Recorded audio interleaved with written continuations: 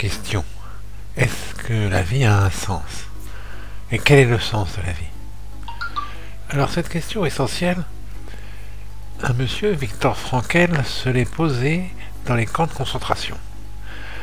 Et effectivement, dans les camps, lorsqu'il y a quelque chose d'aussi horrible, lorsque votre corps et vous-même, votre volonté n'existe plus, elle n'a plus aucune efficience. Alors, quel est le sens de la vie? À quoi ça sert? Lorsqu'il y a eu dernièrement un massacre horrible où les gens étaient en morceaux, etc., quel était le sens de la vie? Après, les gens peuvent se poser la question, il faut une résilience extraordinaire après ça, pour pouvoir s'en sortir. Il faut, en effet, Viktor Frankl avait trouvé une conclusion qui est toujours valable, c'est que, et qui a donné lieu à une thérapie qui s'appelle la logothérapie, et qui en fait, en quelque sorte, résumée de façon vraiment très succincte et un peu stupide, serait de trouver le sens de la vie. C'est-à-dire que lorsque quelqu'un est malade, lorsque quelqu'un se trouve confronté à une situation de guerre, à une situation horrible, il a été agressé par exemple, donc il va y avoir ce qu'on appelle un traumatisme. Le traumatisme, ça veut dire que il y a quelque chose de détruit dans les structures internes de votre être. Et donc cette chose qui est détruite fait que jusqu'à présent, votre corps avait une espèce de connexion avec votre âme. Et là, elle s'en trouve éloignée. Éloignée de plus en plus. Alors, regarde, c'est quoi l'âme? C'est quoi? Comment on va dire le corps et l'âme, etc. Eh bien, l'âme, ça pourrait être aussi le sens de la vie, comme d'ailleurs l'âme, ça pourrait décrire simplement le divin. D'ailleurs, les termes kabbalistiques sont simples. Ils nous disent l'homme est une partie de Dieu. Il n'est même pas une partie, en fait, Dieu est indivisible. Donc il est lui-même quelque chose de Dieu. Il est lui-même Dieu. Vous voyez comment on dirait un rayon de soleil n'est pas divisible du soleil, et pas une partie du soleil, mais il en est quand même une partie. Alors, c'est cela que ça veut dire. C'est que plus, lorsque quelqu'un est malade, eh bien, il risque de s'éloigner de ça. Comme il souffre, donc son corps finalement a de moins en moins d'existence, il va s'éloigner de sa source, s'éloigner de son âme, s'éloigner de ce qu'il est. Et bien sûr, il ne va pas trouver de sens à sa vie, parce que sa vie n'a plus aucun sens, comme si elle était bloquée. Eh bien, comme l'avez vu, d'ailleurs, si vous lisez Bettelheim, ou si vous lisez Viktor Frankl, ou beaucoup d'autres, vous verrez qu'il y a eu, à un moment donné, ceux qui ont pu réchapper à la Shoah, à cette horreur, eh bien, ce sont ceux qui arrivaient à trouver le sens de la vie. Alors, bien sûr, c'est plus facile pour quelqu'un qui est fermement croyant en Dieu, parce que le sens de la vie ne se trouve pas dans cette vie. Il se trouve dans quelque chose qui est un niveau plus haut, un peu comme dans les jeux. C'est pas parce que vous quittez un niveau de jeu que vous n'êtes plus existant, vous allez dans un autre niveau de jeu. Donc c'est un peu ça. Ou alors, c'est aussi le fait de penser que même s'il y a une horreur, derrière cette horreur, derrière le rideau de cette horreur, eh bien, il y a quelque chose d'autre. Que ce monde n'est pas un monde unique, de la même manière que des fois, il y a des choses qu'on ne voit pas et on ne comprend pas. Il y avait à un moment donné, on distrait beaucoup ces images où il fallait vraiment avoir un regard particulier sur l'image pour que se révèle un nouveau contenu qui n'était pas du tout le premier contenu. C'est-à-dire qu'il y a une image qui existe mais qu'on ne voit pas. Comme quand on prend aussi une musique ou un son, si on fait le son inverse, eh bien on ne va plus entendre le son. Mais le son est existant. Mais il va devenir quasiment invisible, inaudible. Invisible pour une image, inaudible pour un son. Et bien donc c'est ça qui est important. C'est-à-dire que pour ces gens qui ont été sauvés, qui ont trouvé une résilience, il y a eu un sens de la vie, il y a eu quelque chose qui s'est passé.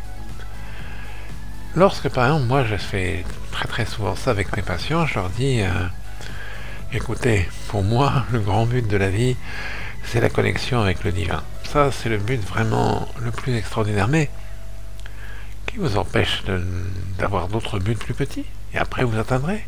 Commencez par un but même simple, tout petit. Je me rappelle d'une patiente qui a trouvé que son but c'était la salsa. Elle a dit je vais m'intéresser à la salsa, je vais devenir une championne de salsa.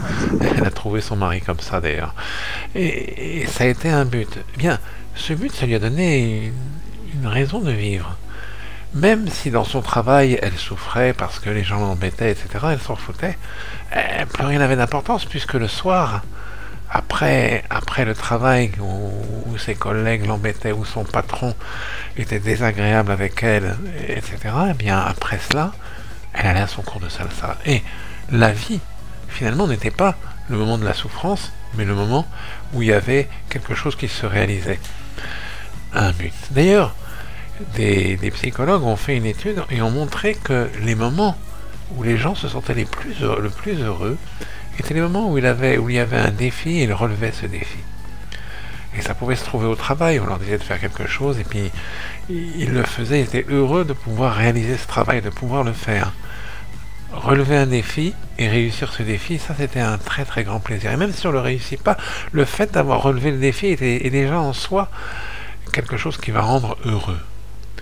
Donc, ce sens de la vie, ça veut dire que c'est quelque chose qui est en dehors du système normal de la vie. Le système normal de la vie, c'est travailler pour vivre, et manger, et puis dormir, et puis retravailler, et puis remanger, et redormir. Mais si dans le travail, par exemple, il y a un défi qui vous plaît, quelque chose dans lequel vous allez être confronté, que vous allez réussir ou pas réussir, mais ce but-là aura une importance. Et si vous savez que après le travail, il y a une autre vie, il y a autre chose, eh bien cela aura une importance. Et les gens qui se trouvent malheureusement dans des situations désagréables, dans des situations qui sont très difficiles à vivre, il y en a beaucoup malheureusement dans les vies, eh bien il faut pour eux trouver l'autre système, le sens de la vie du monde qui est le deuxième monde. Alors ça peut être un monde spirituel, ça c'est le mieux, la connexion avec le divin, le fait de parler à Dieu, comme on l'avait vu dans une autre vidéo, ça peut être beaucoup de choses. Mais c'est cette chose-là qu'on va réussir lorsqu'on n'est plus vraiment accroché aux choses immédiates, on est accroché à quelque chose de vital, mais qui est autre que le système immédiat. Et c'est pour ça que vous voyez que lorsque des gens sont dans des situations de difficulté, eh bien, il y en a certains qui arrivent à vivre complètement parce que leur esprit n'est pas accroché à la difficulté, n'est pas accroché à l'immédiat. Et la meilleure accroche, bien sûr, est celle de la connexion avec le divin. Celle-là est la plus sûre. Pour y arriver, d'ailleurs, je le dis souvent, il faut se forcer un petit peu à avoir une joie. Comme je l'avais déjà raconté, je connais un ami qui avait été, à qui on a trouvé une maladie grave, malheureusement. Eh bien, il a tout fait pour se mettre en joie, il a suivi les injonctions kabbalistiques, et il s'est mis dans une joie permanente, et finalement, il a guéri. Il a guéri alors que, bon, c'était pas donné, cette histoire-là. Eh bien, voilà, la joie est une espèce de clé, hein. Comme je l'avais dit dans une autre vidéo, on voit que Jacob n'a pas pu parler avec Dieu pendant 22 ans parce qu'il était triste. Et il avait une bonne raison d'être triste, puisqu'il pensait avoir perdu son fils. Eh bien, on nous dit même cette tristesse qui est justifiée, qui est légitime, eh bien, a été un empêchement de la connexion avec le divin. Donc, le sens de la vie, trouver le sens de la vie, ça fait partie de ça. Cette vidéo complète un petit peu celle de la dernière fois, où on avait parlé de comment se connecter avec Dieu. Et on en fera d'autres de toutes les façons. Voilà, écoutez, si ça vous a plu, je vous demanderai simplement de cliquer, liker, de vous abonner, de partager, etc. Voilà, ça va bien. Et puis, commentez, dites-moi ce que vous pensez, ça c'est important.